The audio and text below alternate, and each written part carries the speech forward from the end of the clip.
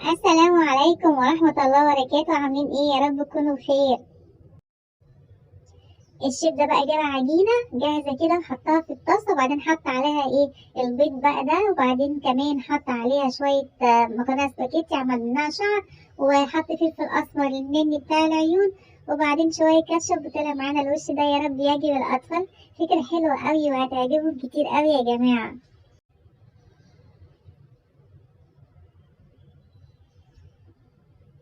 ده واحد غريب ملناش دعوة بيه، بس تعالى نشوف هو بيعمل ايه. ده بقى راح عند الحلاق حلق شعره زي ما انتوا شايفين كده، وبعد ما بدأ ما يرمي شعره والكلام ده، قال الأسعار غالية وكده، ويعني استفاد، فراح تخيل ان هو مكرونة سباكيتي وقعد يقص زي ما انتوا شايفين كده. ايوه. وبعد كده جاب صلصة بقى تغلي على النار زي ما انتوا شايفين كده، وقعد يبل الشعر بتاعه اللي اخده من الأرض بعد ما حلقه، وقاعد بقى تخيل ان هو مكرونه سباكيتي بقى ياخد الشعر يبله في الصلصه، وبعدين في الصوص اللي قدامه ده، وبياكل بالهنا على قلبك. يعني عجبك؟ حلو. ربنا يشفيكوا يا رب. تعالوا بقى نشوف طريقه لبس الحلق عامله ازاي. ده حلق شيك قوي زي ما انتم شايفين كده، بس طريقه لبسه غريبه شويه. ايوه، بتدخل كده العلاقه بتاعته، وبعد كده بتدخل التعليقه بتاعه الحلق. بس حلو قوي، ايه رايكم فيه؟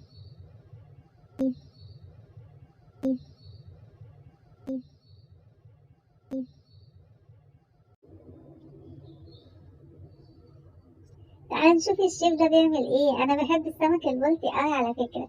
ده بقى الشيف اللذيذ ده جاب معانا الطبق شكل سمكة ده، اللي هي سمكة البلطي دي، وحط فيها سمكية برضو بلطي شكلها حلو وجميل قوي على فكرة، وبعد كده حط عليها دقة فلفل وبالهنا والشفا. الروايح تجنن.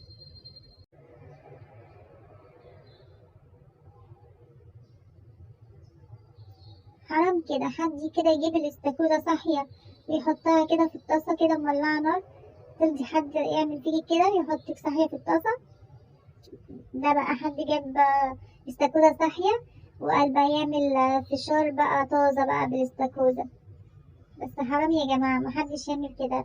يعني ده برضه نوح بيحس ان هو برضه، يعني تخيلوا كده يا جماعة، تخيلوا كده ان انتوا كده يعني النار بتلسعنا كده، ولا نحط صبعنا في الطاسة واحنا صاحيين.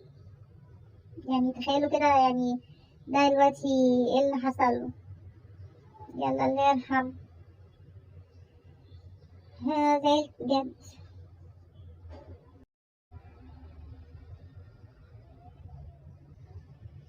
ده بقى يا جماعة معانا جاتوه. ده طاجن لحمة بقى كده على شكل الجاتوه، ودي كمان ذرة شكلها حلو أوي لذيذة. ده كمان مشروب زي ما انتوا شايفين كده، ودي كمامة. ايه ده؟ بنطلون جينز. ودي كمان كرة تنس، ودي مخدة. ايوه، حاجات حلوة أوي. عارفين مين ده يا جماعة؟ عارفين مين ده؟ لا، ده مش الشيخ الشعراوي. ده أنا سامعة كده إن هو بيقولوا ابنه، تقريبا ابنه. ربنا يبارك فيه يا رب ويحفظه. شايفين الناس كلها تتصور معاه سيلفي، وكل الناس كده يعني من حبهم لابوه، يعني شايفينه قدامهم ان هو الشيخ الشعراوي مش ابنه. الله يرحمه يا رب ويحسن اليه.